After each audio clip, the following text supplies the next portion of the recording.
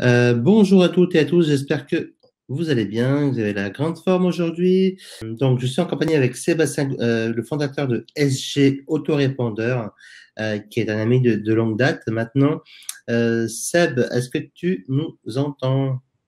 Alors moi j'entends bonjour à tous. Merci pour ta confiance, Michael. Merci, Michael. Donc je vais honorer ton invitation effectivement pour cette communauté que tu as à cœur d'aider et de soutenir dans leur croissance. C'est des valeurs qu'on partage ensemble et donc je vais pouvoir effectivement vous soutenir aussi sur mon expertise par rapport au fait que je sois fondateur de SG Autorépondeur, donc une plateforme d'emailing, de gestion des newsletters et aussi de campagnes marketing intelligentes pour communiquer avec vos prospects et vos clients.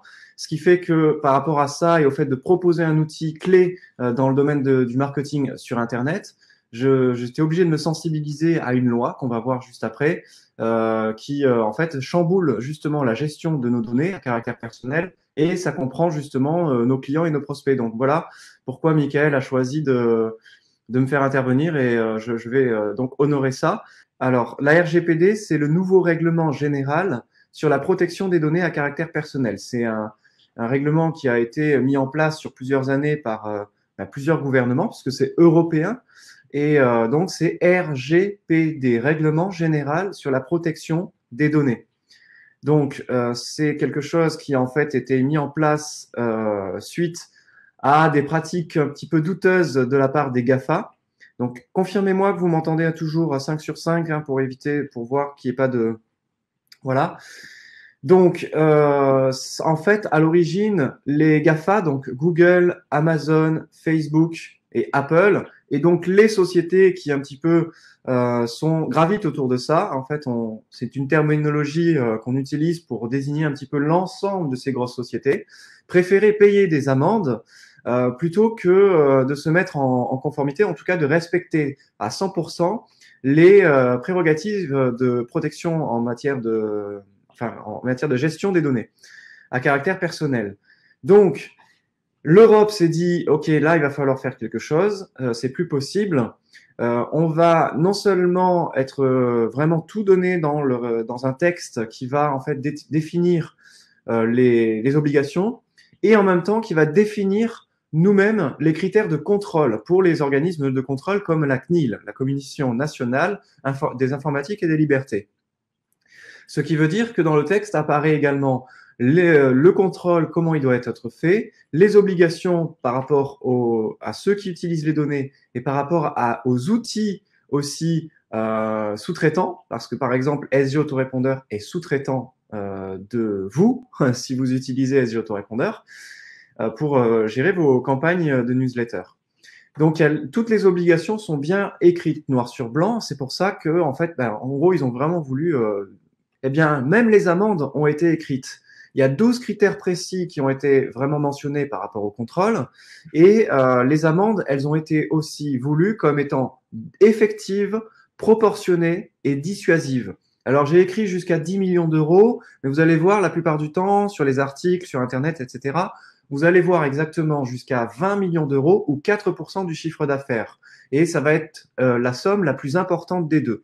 Mais pourquoi je dis 10 millions? Parce qu'en fait, il y a aussi une différence, je crois, a priori, par rapport à si l'entreprise fait plus ou moins 250 salariés.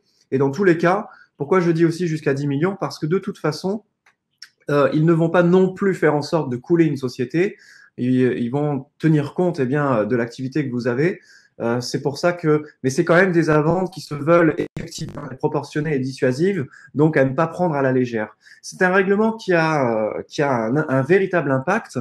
Et pour pouvoir vous en parler, il a fallu d'abord que moi je sois sensibilisé et que je me sente responsable, eh bien, de mes 2550 utilisateurs actuels au sein de SG Autorépondeur, puisque en tant que dirigeant fondateur de cette solution d'email marketing et de gestion de campagne marketing intelligente, pour la communication des entrepreneurs, donc ma cible principale, ce sont les blogueurs, les entrepreneurs, les infopreneurs et les auto-entrepreneurs. Peut-être aussi des petites entreprises, en tout cas, qui ont moins de 10 salariés. Donc, en tant que dirigeant fondateur, je me sens responsable eh bien, à la fois déjà en tant que responsable de traitement, parce que j'aime bien que mes clients soient eh bien, considéré, on va dire ça comme ça. Alors là, je vois d'autres, voilà. Et aussi en tant que sous-traitant, parce que je veux que mon outil soit absolument conforme à cette nouvelle loi. Ça nous demande plusieurs semaines de travail, c'est vrai, c'est une charge de travail. C'est même des changements parfois qui sont délicats à gérer. Mais en tout cas, cette conscience professionnelle est vraiment présente. C'est ce côté sérieux et peut-être parce que j'ai fait une expérience de 7 ans en tant que militaire dans l'armée de l'air. Alors peut-être que voilà, eh bien, je récupère encore, je porte en moi encore ces valeurs de rigueur, sérieux, que les choses soient structurées et carrées par rapport à ça. Ça n'empêche pas, bien sûr, la fluidité et la légèreté qui s'est installée après, et puis par rapport à d'autres choses. Mais pour moi, j'assume le fait d'être aujourd'hui en pleine conscience professionnelle sur le fait de mettre en conformité l'outil SG Autorépondeur et de vous aider aussi à vous mettre en conformité et en tout cas à vous donner maintenant les étapes clés qu'on va lister juste après. Ce qui veut dire que pour pouvoir vous parler aujourd'hui, il a fallu que j'aille d'abord m'informer et me former. Et ensuite expérimenter, parce qu'il n'y a pas que le conceptuel qui compte, c'est aussi comment ça s'expérimente derrière. Donc, du coup, ce qui fait que je suis titulaire de l'attestation de formation SIL DPO. SIL, c'est correspondant informatique et liberté. DPO, c'est, tu peux passer à la slide suivante.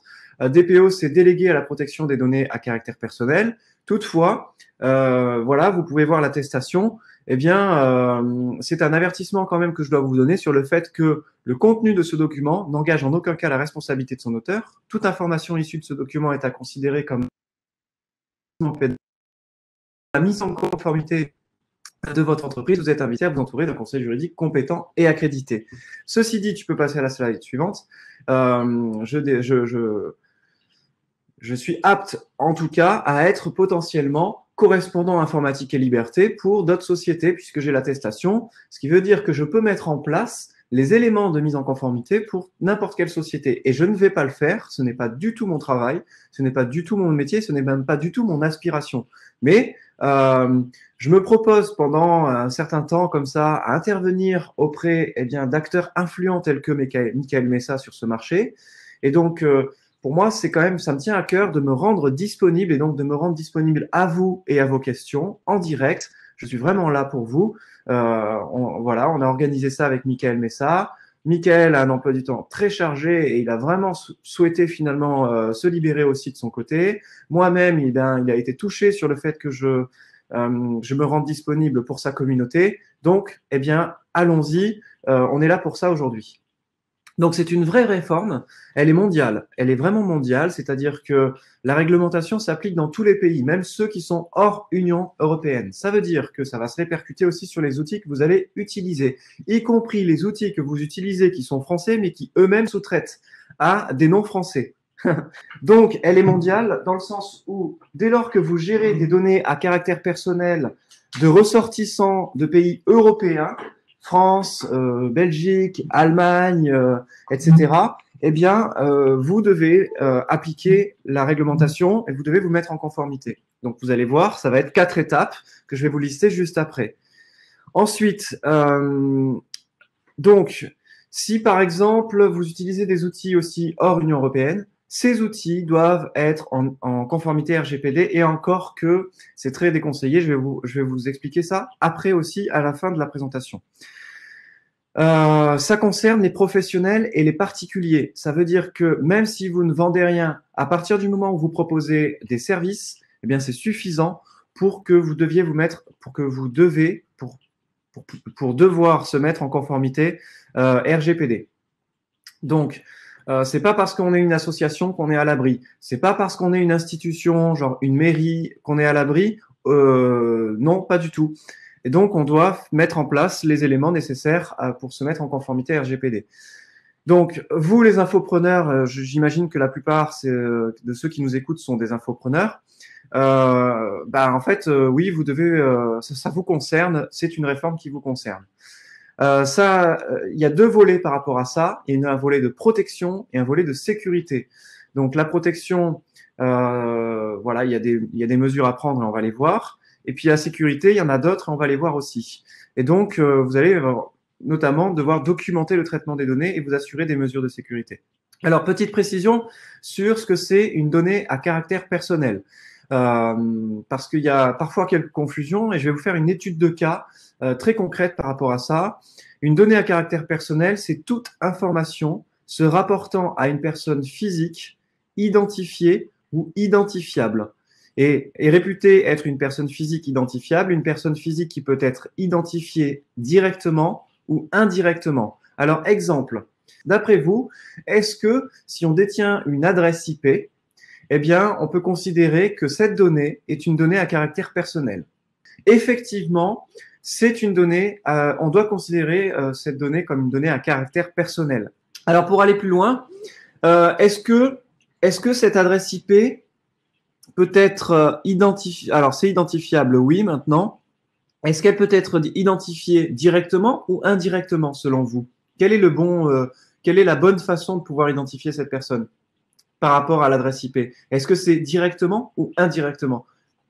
Alors, vous voyez, j'avais pas prévu cet exercice, mais je vois qu'il est très intéressant et je vais vous expliquer pourquoi l'adresse IP, c'est quelque chose de très intéressant parce qu'on la revoit souvent dans le traitement de données à caractère personnel parce que vous allez aussi voir qu'il y a tous les traitements qu'il faut lister et vous-même, en tant qu'infopreneur, j'identifie déjà au moins 2 traitements où il y a une adresse IP qui apparaît dedans. Et donc 2 traitements que vous faites sans parfois même peut-être sans le savoir. Alors, je vois donc Hélène, oui, car le propriétaire de cette adresse IP peut être identifiable. Tariq, mon adresse IP privée de ma Freebox est-elle une donnée privée? Eh bien, justement, c'est ce qu'on vient de voir. Une adresse IP, quelle que soit l'adresse IP, en fait, ça concerne, il y a une personne, on peut identifier une personne privée derrière. Donc, oui. Donc, indirectement, Muriel, Patrice, Benoît, effectivement, tout le monde à l'unanimité. Ah, ok, j'ai une question de Carole qui dit, désolé, c'est quoi une adresse IP? Très intéressant. Une adresse IP, c'est une série de nombres séparés par des points qui permet d'identifier un serveur ou un ordinateur ou une box sur Internet aussi. Par exemple, quand vous vous connectez pour écouter cette conférence-là, vous vous êtes connecté depuis chez vous et chez vous, pour pouvoir vous connecter sur Internet, eh bien, vous vous connectez à travers une passerelle qu'on appelle une adresse IP. Donc, identifiable, mais je ne sais pas comment, Philippe. Donc, bah, justement, les autres ont donné la réponse. Christophe, Bertrand, Sab, Tariq, et on dit indirectement. Pourquoi indirectement? Allez, j'attends encore vos réponses. Pourquoi c'est une donnée à caractère? Alors, c'est une donnée à caractère personnel, certes. On peut identifier une personne physique indirectement, certes. C'est bien ce que vous avez indiqué là. Donc, maintenant, pourquoi? Pourquoi indirectement? Alors, je vois Patricia qui dit via les cookies. Non, pas du tout. Hélène qui dit les autorités publiques, les opérateurs web peuvent avoir accès à l'identité du propriétaire de l'adresse IP. Tout à fait. Mais la réponse, il y a encore quelque chose à compléter. Pourquoi, par exemple, moi, en tant que prestataire de service, j'ai accès à l'adresse IP. Par contre, je n'ai pas accès à l'identité du propriétaire de l'adresse IP, sauf s'il l'a renseigné en même temps. Alors ça, c'est un peu particulier, effectivement. Par exemple, si un client SG Autorépondeur un client SG Autorépondeur s'inscrit, il ouvre un compte SG Autorépondeur, il met son prénom et son nom, et moi j'enregistre son adresse IP. Donc effectivement, j'ai l'association. Mais dans votre cas, vous prenez l'adresse IP, je ne sais pas, d'une personne qui se connecte à la conférence et qui met que un pseudo, par exemple. Eh bien, comment ça se fait alors que cette personne est quand même identifiable indirectement? On va voir aussi, on va voir quelque chose d'autre par rapport à la gestion de données à caractère personnel, parce que de toute façon, à partir du moment où dans un traitement, on considère qu'il y a un certain nombre d'adresses IP qui sont reliées à des personnes physiques identifiables, tout le traitement comme un traitement caractère personnel. Je donnerai un exemple concret avec les adresses email juste après. Alors en fait, une adresse IP, pour pouvoir y accéder au nom qu'il y a derrière, eh bien en fait, oui, les opérateurs web, par exemple Free, Orange, SFR, ont accès à l'identité de la personne, mais moi, si je prends l'adresse IP et que je veux savoir qui y a derrière, je ne peux pas contacter SFR directement pour accéder à l'identité. Donc, je dois passer par une plainte, par exemple.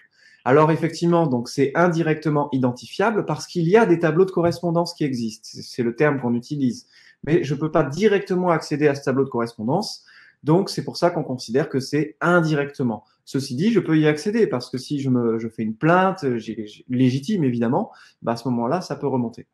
Donc il s'agit alors d'une donnée à caractère personnel, donc ça veut dire que je dois me mettre en conformité RGPD par rapport au fait que j'enregistre des adresses IP dans mon système. Vous enregistrez des adresses IP dans vos systèmes, et ne serait-ce que deux systèmes. Votre blog ou votre site internet, à partir du moment où vous avez un blog et un site internet, ça veut dire que vous avez un hébergeur. À partir du moment où vous avez un hébergeur, ça veut dire que vous avez un serveur qui vous est dédié, même si c'est mutualisé. Et donc, à partir du moment où vous avez un serveur, vous avez des enregistrements de logs qu'on appelle des logs Apache et qui contiennent du coup des données à caractère personnel qu'on considère comme des données à caractère personnel puisqu'il y a notamment l'adresse IP, l'heure de connexion, etc. Deuxième traitement que vous faites de données à caractère personnel, peut-être sans le savoir, c'est que quand vous récoltez des adresses email, vous utilisez un autorépondeur ou un service d'emailing ou même un service de webconférence comme celui-ci, eh bien, ces outils enregistrent aussi par défaut l'adresse IP et pour des obligations d'ailleurs, parce que nous, on a des obligations de sécurité et de protection, et donc on enregistre l'adresse IP de la personne qui va renseigner son adresse email pour s'inscrire à la conférence ou pour s'inscrire à la newsletter. Ce qui veut dire qu'il s'agit aussi d'une donnée à caractère personnel. Alors là, c'est encore double parce que si on met une adresse email, eh bien, c'est à nouveau une donnée à caractère personnel. Est-ce que l'adresse email est une donnée à caractère personnel d'une personne physique, donc identifiable directement ou indirectement, selon vous? Alors, Benoît qui dit directement, Martine qui dit directement. En fait, je vais dire c'est directement et indirectement. Pourquoi? Parce qu'il y a du coup deux types de données. Il y a les données B2B où il n'y a pas de dénomination directe dans l'adresse email du prénom et du nom de la personne. Mais il y a aussi énormément d'adresses email qui permettent d'identifier directement le prénom et le nom parce que des adresses email sont constituées ainsi, prénom.nom@gmail.com par exemple. Et donc, il y a les deux. Ce qui veut dire qu'il y a le indirectement parce qu'on peut mettre un pseudo, comme dit Bertrand, et il y a aussi directement selon comment l'adresse email est construite. Dans tous les cas, il s'agit d'un traitement de données à caractère personnel parce qu'on considère que c'est une donnée à caractère personnel. À partir du moment où il y a un groupe d'adresses email directement identifiables ou même indirectement identifiables, eh bien, tout le traitement est à considérer comme un traitement de données à caractère personnel. Voici donc pourquoi vous devez appliquer votre plan de conformité RGPD en 4 points. Premier point, la notion des sous-traitants. Et vous devez, en tant que alors votre terme à vous, vous êtes des responsables de traitement. Ça, c'est la terminologie qu'on utilise. Donc, en tant que responsable de traitement, vous devez vous assurer, vous êtes responsable du fait que les outils que vous utilisez, les sous-traitants, que ce soit des outils donc techniques ou informatiques, ou que ce soit des personnes, notamment eh bien des freelances, etc., ou des prestataires, vous devez vous assurer que eux-mêmes soient en conformité RGPD. C'est vous qui en êtes responsable. On va voir après. Deuxième point, votre registre. Vous devez renseigner chaque traitement de données à caractère personnel. Je vous ai défini ce que c'était une donnée à caractère personnel et je vous ai défini ce que c'était un traitement et dans quel cadre on devait considérer que du coup, c'est un traitement. Et donc, vous devez aussi renseigner les finalités et la légitimité de la récolte des données. Et puis, on va parler aussi de consentement, de preuve de consentement et d'archivage de consentement. Ensuite, troisième point, vos mentions légales. Donc, vous devez lister vos sous-traitants, indiquer s'il y a un transfert de données hors Union européenne, vous devriez l'indiquer. Vous devez demander l'autorisation, eh bien, aux personnes concernées par leurs données qu'ils veulent bien que vous le fassiez, et mettre vos formulaires opt-in aussi en conformité, ainsi que vos conditions générales de vente et d'utilisation. Donc, on va un peu rentrer là-dedans. Et enfin, point numéro 4, vos procédures. Donc, soyez rassurés, quand on parle de procédure, ça peut être léger et fluide. Hein. Ça peut être par exemple une checklist, ça peut être un document Word qui vous indique les étapes à suivre, etc.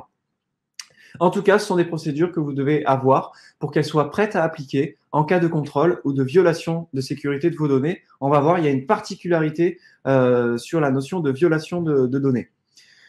Point numéro 1, les sous-traitants.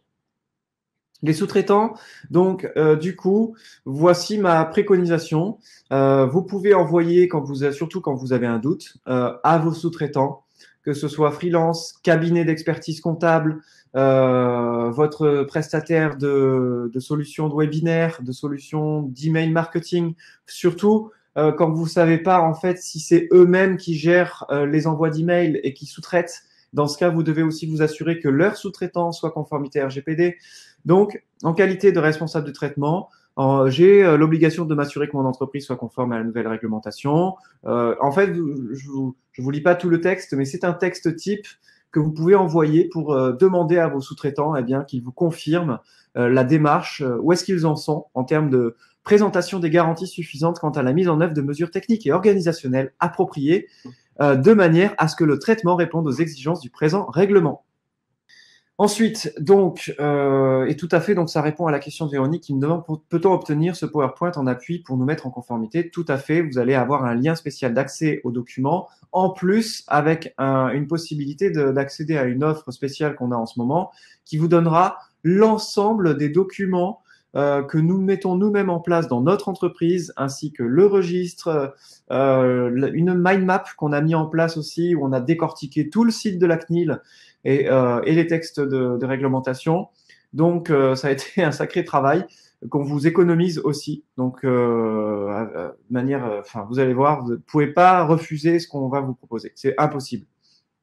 Voilà, donc deuxième point que je vous ai précisé, donc on était sur 4 points, et là maintenant le deuxième point concerne le registre. Vous devez donc vous devez en fait tenir un registre. On a beau tourner le texte dans tous les sens, que vous soyez une entreprise de plus de 250 salariés ou une entreprise de moins de 250 salariés ou une association, peu importe, on retourne le texte dans tous les sens, finalement, à devoir même tous et toutes rédiger un registre. Alors, je vous montre l'exemple d'une fiche de registre. Évidemment, nous, on complète le registre, il y a beaucoup plus d'éléments dans un registre, mais voilà un exemple d'une fiche de registre pour un traitement particulier avec une finalité qui s'intitule dans ce cas-là opération relative à la protection et l'envoi de à la prospection et l'envoi de newsletters. Avec les exemples de données, en fait, vous devez lister les données. Prénom, email, adresse IP, date d'inscription. Alors, c'est pas suffisant. Ça va dépendre aussi de vos formulaires. Qu'est-ce que vous mettez dedans? Quels sont les champs que vous demandez? Et à chaque fois, on doit vérifier. C'est pas obligatoire de mettre ça dans le registre, mais moi, je le mets parce que comme ça me permet de m'assurer qu'à chaque fois, les données sont licites. Donc, n'ont pas été récoltées de manière illicite, que les données ont été récoltées de manière loyale, que les données ont été récoltées de manière transparente, que les données sont finalement adéquates par rapport à la finalité, elles sont pertinentes par rapport à la finalité et elles sont limitées aux besoins de la finalité. Et la finalité, je vous le rappelle, dans ce cadre-là, c'est opération relative à la protection et à la prospection, et l'envoi de newsletters. Donc, je dois aussi m'assurer que la finalité en elle-même, elle est déterminée et qu'elle est explicite et légitime. Si vous voulez regarder d'un peu plus près, vous pouvez toujours faire des recherches.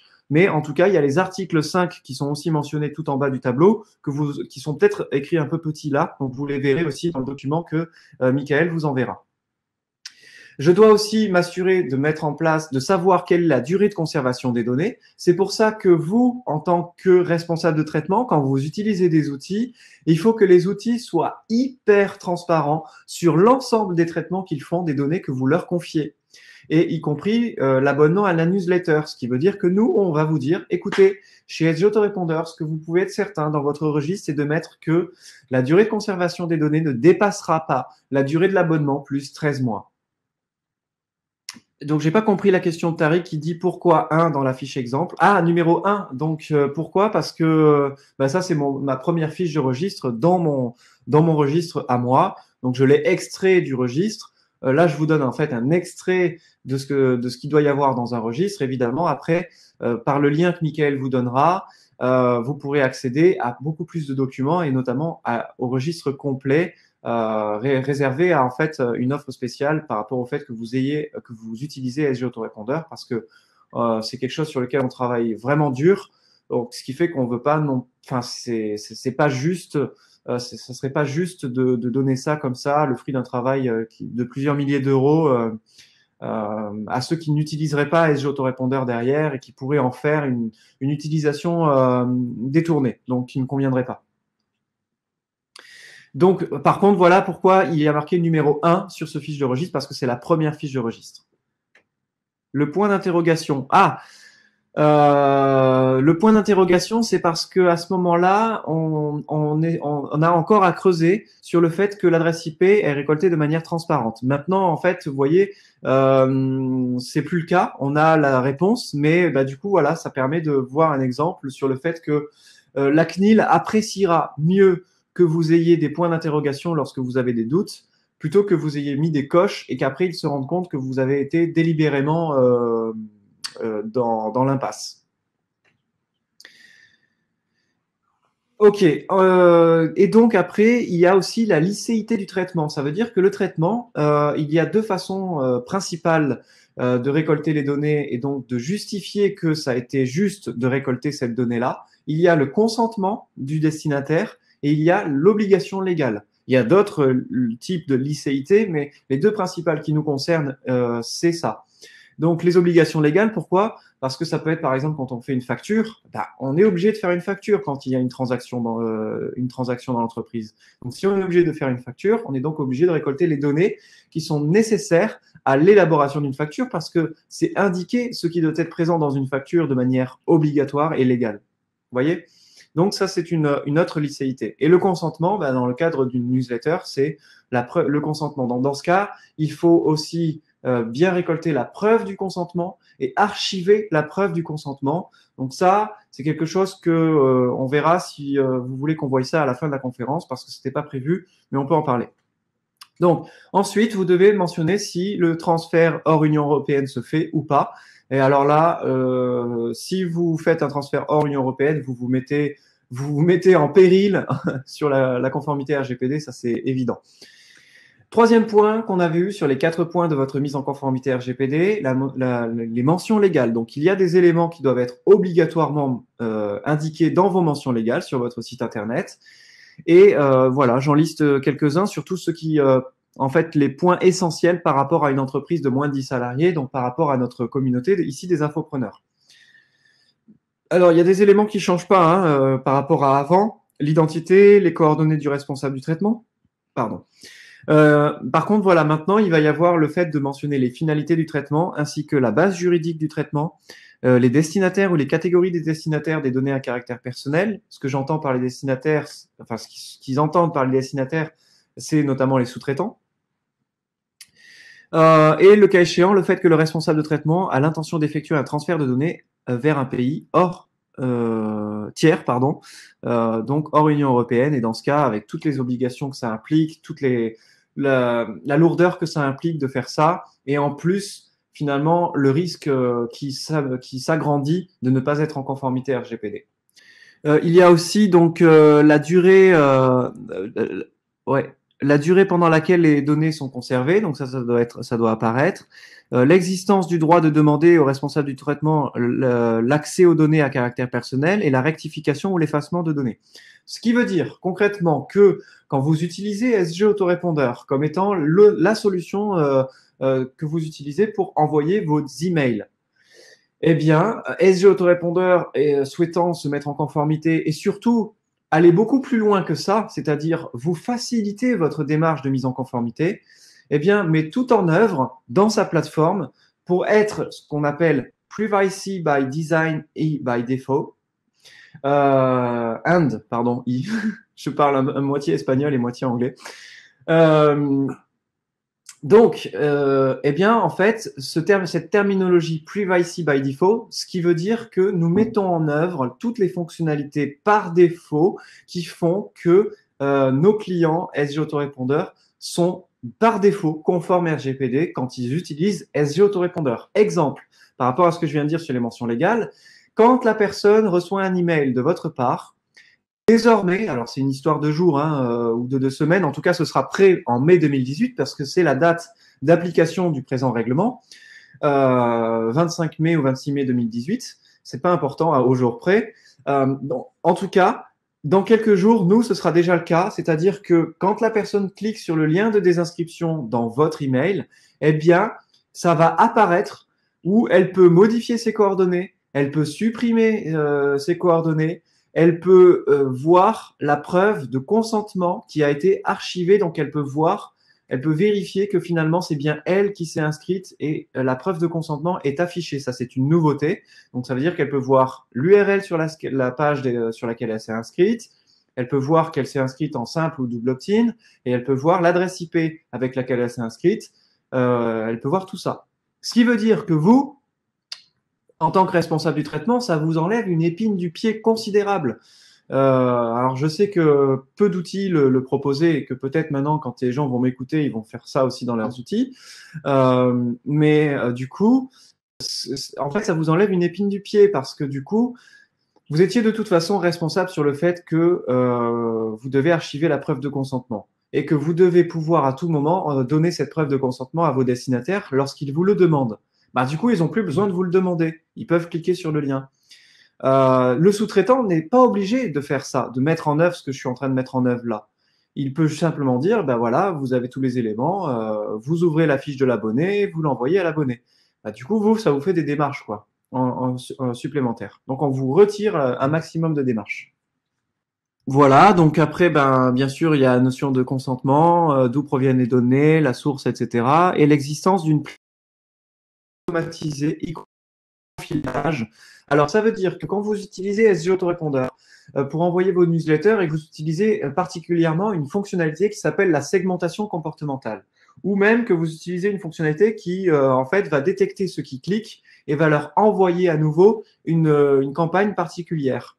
Eh bien, c'est ce qu'on appelle le profilage, la prise de décision automatisée.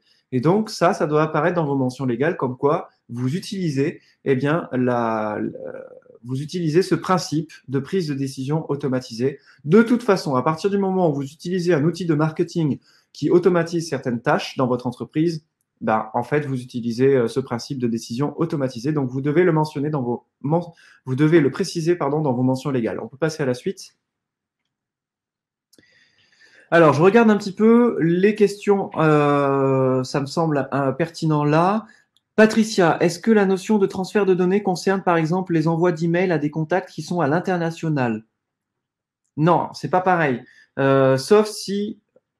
Non, en fait, ça concerne les envois d'emails à des contacts si vous utilisez des outils qui sont hors Union européenne pour le faire.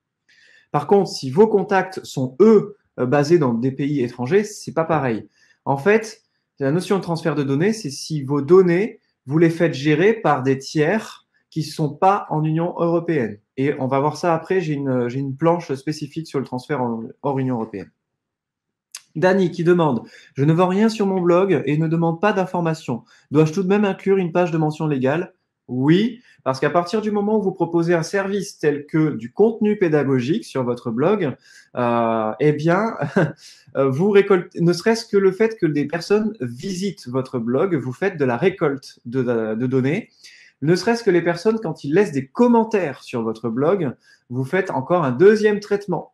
Ça veut dire que vous avez au moins 2 traitements par rapport à votre blog. Donc, vous devez faire effectivement une page de mention légale en bonne et due forme. Dany, tout à fait. Tariq, si un de nos prospects est dans un pays qui n'a pas encore les RGPD instaurés, quelle loi s'applique? Celle du pays du prospect ou du nôtre? Non, du pays du responsable du traitement, donc le vôtre.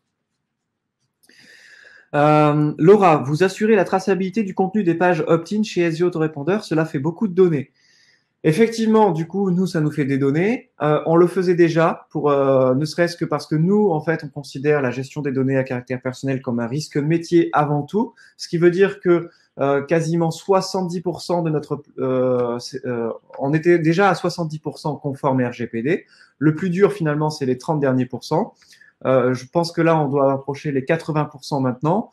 Et en fait, on assure la traçabilité du fait, pas du contenu, mais du lien de la page opt-in. Ce qui veut, et je pense que ce sera, en fait, tout ce qui est consentement, preuve de consentement, c'est déjà une conférence à part entière qui nécessite une demi-heure de temps pour rentrer dans les détails sur comment faire pour archiver la preuve de consentement et comment faire pour s'en sortir.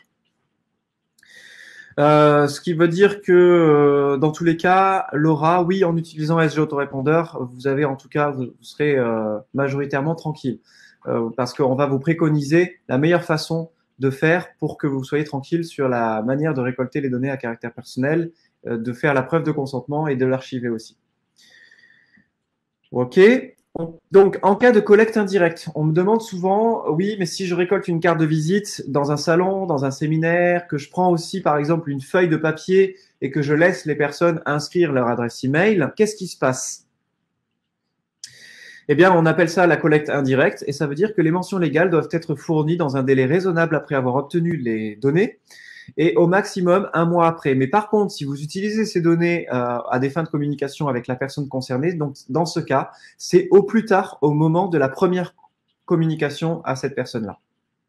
Alors, par exemple, Seb, quand on fait de la publicité via Facebook ou quand on achète donc du lead et tout ça, comment ça se passe alors par rapport à cette réglementation? Alors ça, ok, c'est très bien cette question parce que ça m'invite à vous donner un élément important sur la façon de vous mettre en conformité RGPD.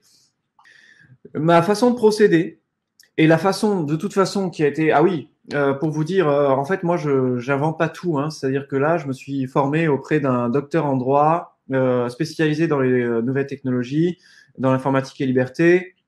Il a suivi de très très près en fait toute la négociation de la mise en place du règlement auprès du cabinet du Premier ministre parce qu'il a été sollicité en tant que consultant spécialisé pardon. Et donc en fait clairement pour moi c'est le meilleur. En fait je me suis formé auprès du meilleur selon moi. Ce qui veut dire que au-delà de bien sûr de sa crédibilité, docteur en droit évidemment ça veut dire qu'il est aussi enregistré au barreau, etc. En fait, il invite à ce qu'on passe la mise en conformité en prenant les risques les plus élevés jusqu'aux risques les moins élevés. Ça veut dire que par rapport à ta question, Michael, sur la gestion d'une page Facebook, la gestion d'un compte YouTube, etc., en fait, pour moi, ça, c'est les risques que je vais aborder en dernier. Donc, ce qui veut dire que aujourd'hui, en tant que responsable de traitement et sous-traitant, moi, je vous sensibilise essentiellement sur les risques les plus importants, y compris la donnée de gestion par rapport au fait de faire des campagnes commerciales et par le biais de SG Autorépondeur, donc les emails, les campagnes marketing, etc. En fait, tout ce qui va être risque à voir en dernier, ça va être en même temps les risques à voir plus en profondeur. C'est les risques qui sont à voir en dernier, mais qui nécessitent que ce soit encore plus délicat. Ce qui veut dire que là, aujourd'hui, pour moi, ce serait erroné de répondre à cette question-là et pas approprié en l'état de la sensibilisation qui est celle d'aujourd'hui. Et donc voilà, pour moi, ça c'est les risques que je vois en dernier et que je vous recommande de voir en dernier parce que au moins on voit les risques les plus grands et qui sont en même temps les plus simples à mettre en œuvre, qui sont les plus simples, disons, à se poser dessus. Et une fois qu'on fait ça, donc je t'invite, Mickaël, aussi à voir ça, commencer à mettre en place ton registre, etc.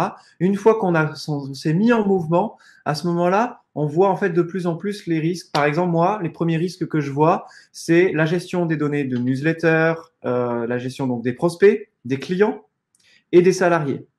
C'est les 3 premiers éléments et tous les traitements autour de ça. Et j'ai déjà du travail avec ça. Ensuite, une fois dont j'ai la maîtrise ou dont je sais comment fonctionnent les sous-traitants.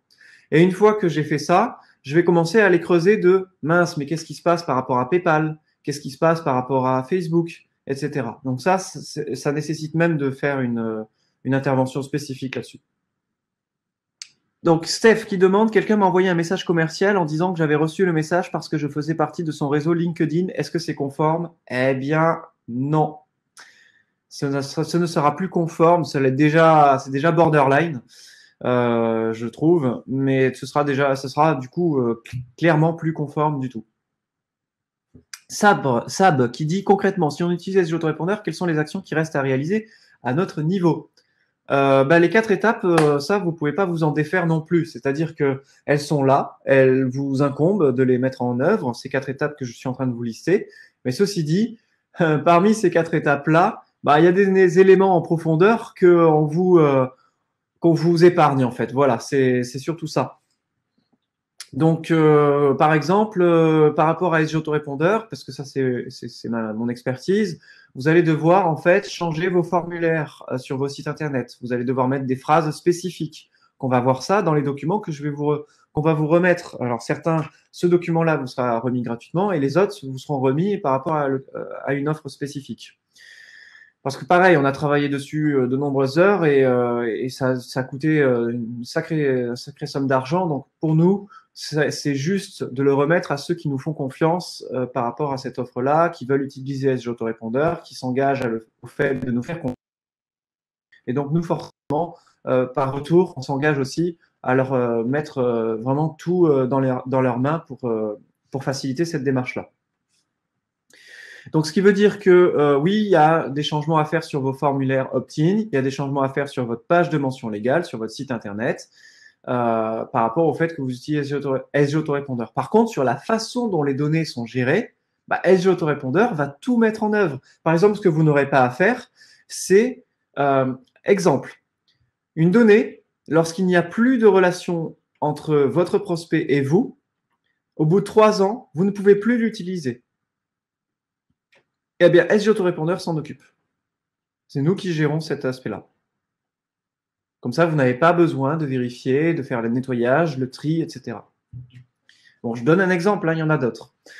Voilà pour répondre à Sab. Catherine, faut-il prendre un avocat juriste pour se mettre en conformité? Pas obligatoirement, ça va dépendre surtout de la complexité de votre entreprise et des traitements que vous allez avoir. Ceci dit, si vous faites appel à un correspondant informatique et liberté, lui-même est apte à vous donner les étapes et à vous conseiller et à faire les audits aussi suffisants. À partir du moment où ils ont une attestation, évidemment, ils peuvent faire ça pour vous. Laura, qui contrôlera l'application de cette réglementation? Donc, il va y avoir 2 organismes de contrôle pour nous. Pour l'instant, c'est la CNIL, si on est en France, mais il va y avoir un organisme européen. Ils sont en train de se mettre aussi, ils sont en train de se mettre tout en raccord, en fait. Avant, il y avait un organisme de contrôle par pays. Et donc, maintenant, ils sont en train de créer une espèce de, je sais pas trop comment appeler ça, mais une organisation centrale au niveau européen. Donc, les contrôles seront principalement effectués sur dénonciation pour les TPE. A priori, oui. Mais du coup, attention, il peut y avoir des dénonciations de différents types, Laura. Il peut y avoir des dénonciations par rapport au fait que le prospect a un doute parce qu'il va y avoir des éducations qui vont être faites aussi en masse. Donc, chez les prospects, chez les clients, ça va être c'est comme un tsunami. Donc, ça va avoir une vague, une répercussion.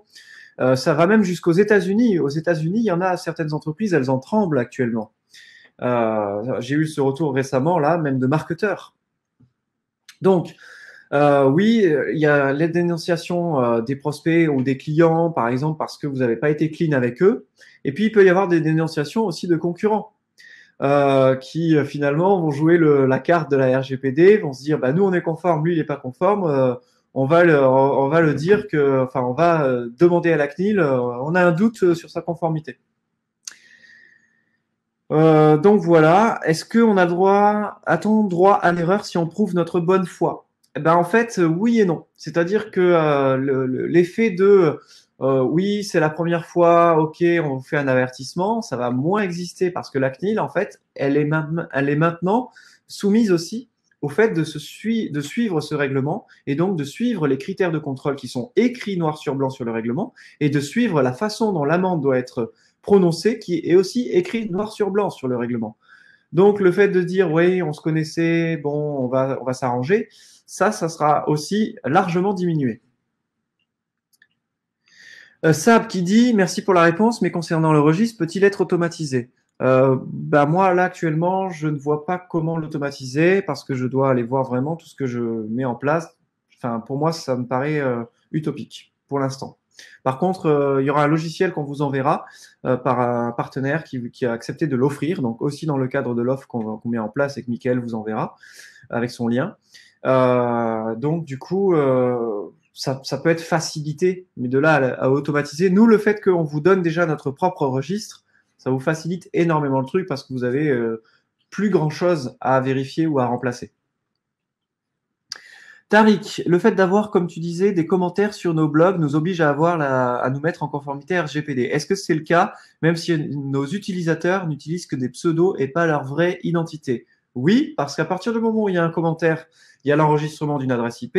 S'il y a l'enregistrement d'une adresse IP, il y a donc derrière une personne physique identifiable, même si c'est indirectement.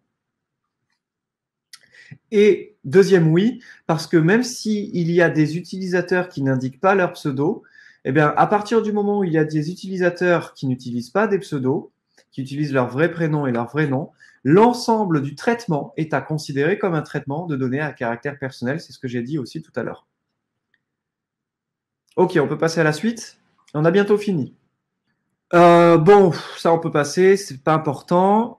C'est juste pour dire que si vous vous êtes trompé, si vous avez mal fait, on va dire votre travail en amont, et que finalement les données vous voulez les utiliser pour une autre finalité que celle qui a été validée par le prospect ou le client, bah en fait du coup il vous faut vraiment fournir les informations par rapport à cette autre finalité et refaire une demande de consentement, etc. Ok? Quatrième et dernier point sur cette mise en conformité, ça fait à peu près 1 heure qu'on est ensemble. Vous avez vu qu'il y a eu quelques exercices très pertinents. Non, voilà. Très pertinents et intéressants pour vous sensibiliser vraiment sur ce règlement-là, de manière légitime. Donc, toutes les entreprises en parlent aujourd'hui, tous les fournisseurs consciencieux en parlent de manière très approfondie, conseillent au mieux leurs clients, ils font des articles sur leur blog, ils font des conférences comme celle-ci, ils mettent en place des outils dans leur plateforme. Nous, par exemple, au sein de SG Autorépondeur, on aura un onglet spécial « Votre conformité RGPD ». Vous allez pouvoir vérifier et on va pouvoir vous dire « Attention, on a 30% de vos données, ça nous semble limite concernant la preuve de consentement. En tout cas, nous, on n'est pas en mesure de la prouver. Donc, voyez comment vous pouvez faire pour remédier à ça. On vous fait un audit sur votre compte SG Autorépondeur. On va vraiment plus loin pour vraiment vous faciliter ça au maximum. Donc, certains outils vont plus ou moins faire ça avec… ils sont pas obligés, hein, on n'est pas obligé, nous, SG Autorépondeur, de faire ce qu'on fait là. Mais disons que dans tous les cas, on en parle. Tout le monde en parle. C'est quelque chose qui est massif aujourd'hui. Donc, les DCP, c'est les données à caractère personnel, pour répondre à Alan. Alors, les procédures, il y a 3 types de procédures que j'identifie.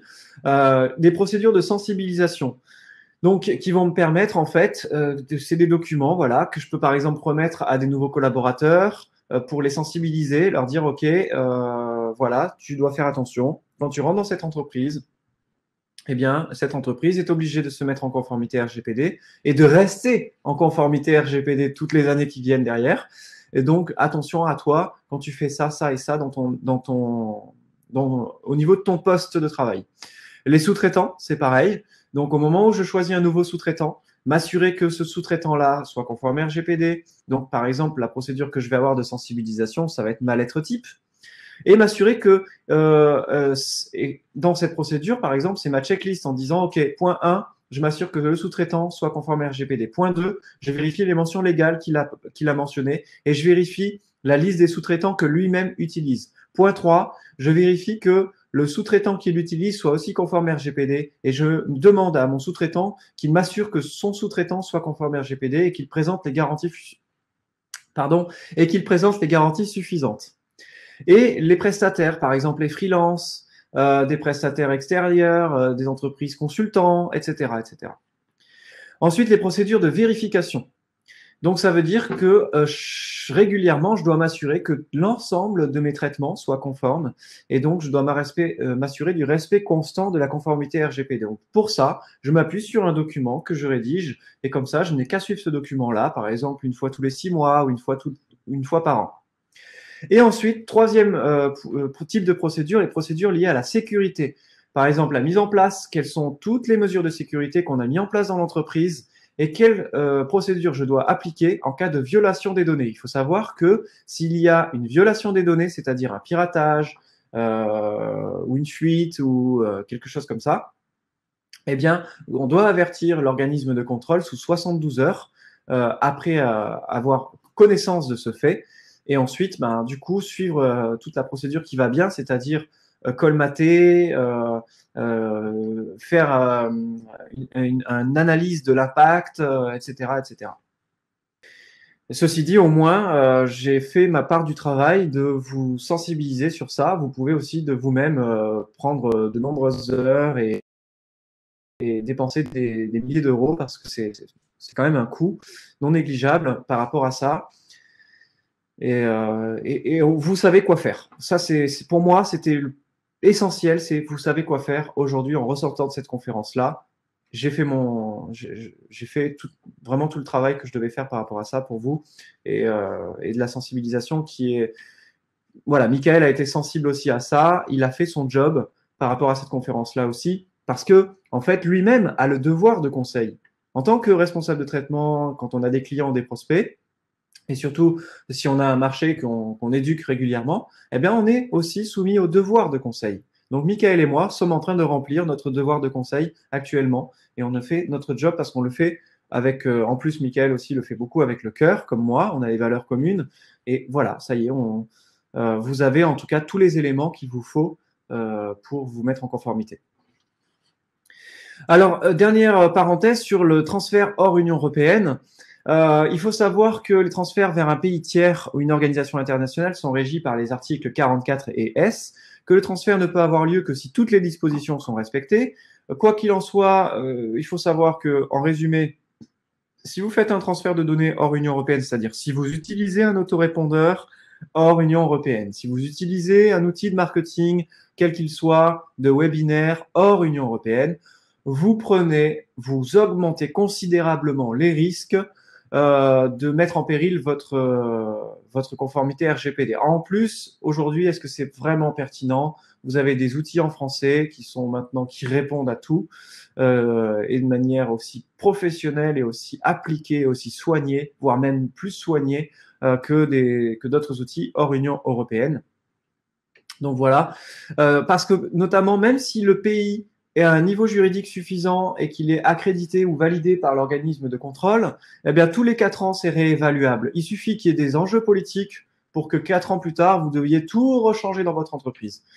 Donc voilà, et hormis ça, il y a aussi, vous devez vous assurer que le prestataire américain que vous utilisez ou que le prestataire américain que votre prestataire français utilise, parce que ça aussi c'est le cas, eh bien, présente les garanties suffisantes. Et croyez-moi qu'il y a du travail et que certaines entreprises américaines ne vont pas être conformes à RGPD à temps, en tout cas. Le niveau de protection, en plus, il faut que le niveau de protection des données à caractère personnel ne soit pas compromis, donc pour le responsable du traitement, pour le sous-traitant et pour les transferts ultérieurs. Voilà. Muriel qui dit finalement c'est toujours le même problème quand des puissants font des erreurs, ce sont les petits qui trinquent et doivent se faire eux-mêmes. Ils ont les moyens de payer. Oui, donc après, il faut savoir qu'un sondage a indiqué que 70% des entreprises finalement approuvent en fait cette démarche-là, se disent que finalement c'est une bonne démarche, c'est une démarche qui amène la professionnalisation du marché. Le marché des infopreneurs est également en train de se professionnaliser, donc pour moi en tant que prestataire, c'est aussi une bonne chose finalement.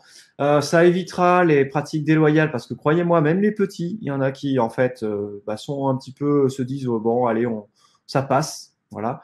Même parmi des petits infopreneurs. Hein, donc, du coup, ça professionnalise. Et croyez-moi, soyez rassurés sur le fait qu'une fois que c'est fait, cette démarche-là, en fait, vous savez, c'est comme les impôts. Hein, vous dites la première fois, ça fait mal, et après, les fois suivantes, ça passe tout seul. Parce que vous allez au-delà de ça. Vous êtes là pour rendre service au monde. Vous êtes là pour apporter votre valeur dans ce monde. Vous êtes là pour contribuer, pour rayonner, Donc, en fait, vous êtes, si quelque chose qui est lié au fait d'être professionnel vous freine, ça veut dire que peut-être votre place n'est pas finalement légitime. Donc, en fait, si vous considérez que votre place en tant que professionnel dans ce marché est légitime, c'est pas ça qui va vous freiner.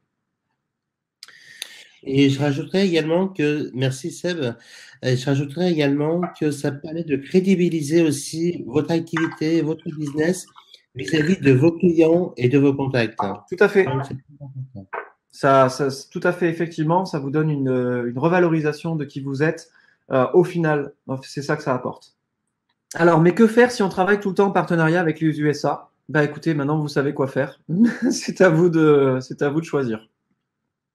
Et de prendre les responsabilités qui vont avec et d'assumer les conséquences qui vont avec. Ok, Martine qui dit merci beaucoup. Je prends donc la décision de ne pas travailler sur Internet car ces obligations sont trop lourdes et non engageantes. Voilà, donc il y a effectivement, voyez exactement, c'est exactement ce qui est bon en fait. C'est qu'il y a des personnes qui vont se dire, moi je me retire. Et ça veut dire que vous qui dites, non, moi je ne me retire pas et je fais ce qui est nécessaire, ça va me durer quelques heures, mais après je suis tranquille, eh bien en fait vous allez avoir un marché qui va être plus grand pour vous. Vous allez avoir votre place encore plus assumée et les personnes vous laissent finalement, ils se disent, moi je me retire, je me sens pas à ma place. Tiens, je te laisse ma place. Vous voyez, donc c'est juste énorme ce qui est en train de se passer. Mais en tout cas, faites-le, rentrez en action et soyez sensibilisés à ça. Mettez-vous en mouvement par rapport à ça, à votre rythme, mais sans non plus vous mentir à vous-même. Merci et donc je vous souhaite une bonne conformité. C'est tout ce que j'ai à vous dire aujourd'hui. Donc, merci Sébastien, à toi donc d'être intervenu auprès de mes contacts parce qu'effectivement, et pour moi, c'est très important que tout le monde soit au courant. Et moi, le premier, effectivement, en tant qu'influenceur dans l'entrepreneuriat francophone. Merci également à vous, chers membres, chers contacts. Voilà, et chères personnes que l'on se croise régulièrement à différents événements francophones, ça m'a fait vraiment plaisir de vous voir aujourd'hui, en tout cas de vous lire aujourd'hui. Et en tout cas, pourquoi j'ai également tenu à ce que l'on maintienne cette conférence aujourd'hui avec Sébastien, parce qu'effectivement, aussi bien Sébastien que moi, nous avons un emploi du temps très chargé, mais parce que la mise en conformité avec le RGPD, c'est pour bientôt. Voilà, c'est dans 2 mois et demi à peine. Donc, c'est dès maintenant qu'il faut commencer à vous y intéresser très lourdement. Vous devez agir j'allais dire en conséquence entre guillemets, pour mettre dans bonne et due forme votre business afin de le faire passer à un niveau supérieur. Moi, je l'ai fait il était déjà en conformité avec le marché francophone, mais on a encore apporté une nette amélioration par rapport à tout ceci suite à différents éléments. Et donc, c'est vraiment important pour vous, pour votre activité, pour vos clients, pour savoir encore mieux vos clients, encore mieux vos prospects, vos contacts, d'être vraiment professionnel au maximum afin que vous soyez tranquille juridiquement parlant. Parce que si demain, un concurrent peut vous voir et voilà, pour X ou quelques raisons, vous pointez du doigt à la CNIL ou autre, un client mécontent, un prospect mécontent. Donc, soyez au maximum en conformité avec cette loi qui finalement ne prend pas tant de temps que ça. Si ça prend une petite journée, donc voilà, c'est quelques heures, quoi. Surtout avec les bons éléments. Donc, gardez bien vos 2 yeux Alors, grands ouverts, j'aime dire cette expression-là, mais gardez bien vos 2 yeux grands ouverts. Je vous renverrai le replay avec le lien, d'accord, pour accéder à tous ces éléments-là, pour accéder à d'autres fiches que Sébastien vous a réservées. Donc, merci à toi, Sébastien. Merci à vous encore d'être ici et à très alors, bientôt. effectivement, après, pourquoi vous avez peut-être une journée ou deux de travail à temps plein, par contre, hein, donc l'équivalent, si vous pouvez faire ça sur 2, 3 semaines en passant 1 heure par jour, par exemple. Pourquoi? Pourquoi c'est pas autant de temps pour vous parce que justement, c'est parce que vous aurez tous les outils avec le lien qu'on va vous donner. Et donc, pour ceux qui vont aller plus loin avec l'offre, c'est pour ça que vous aurez qu'une journée de travail ou deux à faire. Parce que, en fait, tout va être remis dans vos mains pour qu'il y ait le minimum à faire. Et parce que l'outil en lui-même, en tout cas SG Autorépondeur, hein, pour les autres, je ne sais pas ce que vous utilisez, vous fait en sorte de vous faire gagner aussi énormément de temps à court, moyen et long terme, parce que vous allez voir que vous allez voir qu'à long terme, si vous vous retrouvez avec une série de prospects qui demandent oui, je veux avoir accès à ma preuve de consentement, blablabla, ça va vous rajouter une masse de travail qui est inutile. Donc par rapport à ça, aussi, on vous économise ça à long terme. Merci encore à nouveau de m'avoir fait confiance. Déjà à vous, parce que vous êtes là connectés et que vous écoutez cette conférence. Michael également, parce que il me fait confiance et qu'il se doutait que la conférence allait être de grande qualité. Et au-delà, et il le fait au-delà de notre lien d'amitié, même s'il l'a précisé auparavant. Donc, pour moi, en fait, ça reste tout à fait une session très professionnelle et en même temps, j'ai été honoré de pouvoir contribuer à la professionnalisation aussi de votre entreprise. Donc merci, je suis à votre service.